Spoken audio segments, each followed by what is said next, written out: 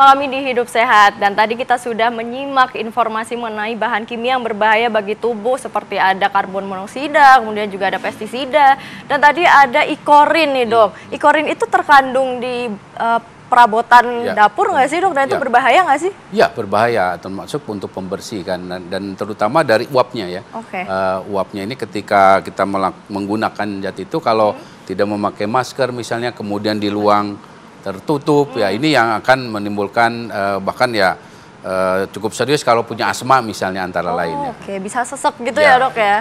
Kemudian mata perih juga nih dok. Betul, mata perih. Belum juga ada iritasi ke tangan misalnya kalau tidak jadi gatal-gatal gitu ya dok. Iya betul.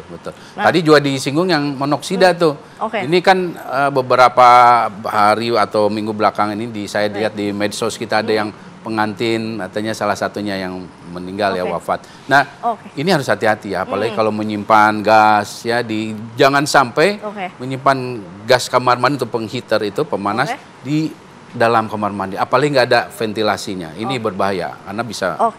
Baik dok, nah kita kembali ke mikroplastik lagi dok. Ini tadi dokter sebut ada teorinya dok. Itu seperti apa sih teori bahayanya mikroplastik ke tubuh? Ya, ini sebetulnya teori yang secara umum kalau bicara berbagai ancaman atau risiko dari lingkungan. Jadi ada 3 faktor sebetulnya yang akan mengerucut pada apa sih akhirnya dampak dari apa gitu pestisida, apa itu radioaktif seperti di Cikande misalnya, atau bahkan dalam konteks mikroplastik ini atau nanoplastik.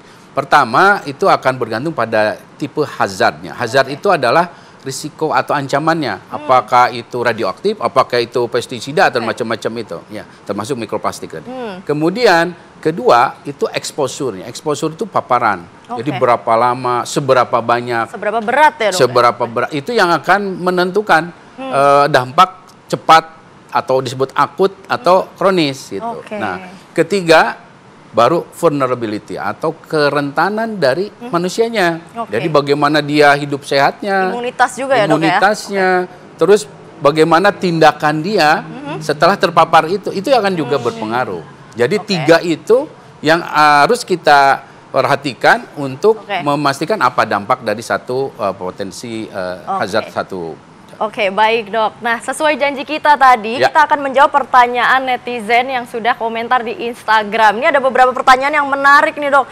Ada dari Hanum Sals ini, kita baca terlebih dahulu ya dok. Ada Hanum Sals, permisi dok, izin bertanya, apakah paparan jangka panjang terhadap air hujan yang mengandung mikroplastik dapat memicu penyakit tertentu? Kemudian dari Grilsas _ izin bertanya dok, apa dampak psikologis dan sosial dari meningkatnya kekhawatiran masyarakat terhadap mikroplastik di air hujan?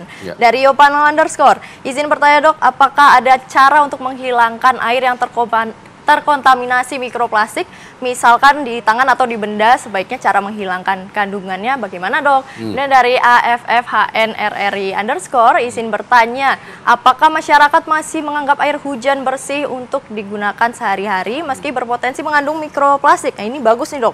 Yang terakhir ada Alula Yudia _ pagi dok, adakah perbedaan dampak antara mikroplastik yang terpapar melalui air hujan dengan tertelan melalui makanan? Nah, ini tadi juga sempat saya tanyakan ya dok, monggo dijawab nih dok. Ini bagus sekali pertanyaannya. Yang pertama ini kalau bicara paparan jangka panjang, sekali lagi ini dalam konteks masih riset ya. Walaupun saat ini riset itu memprediksi ke arah kanker, gangguan pencernaan misalnya, atau bahkan gangguan reproduksi ya, karena gangguan hormon misalnya.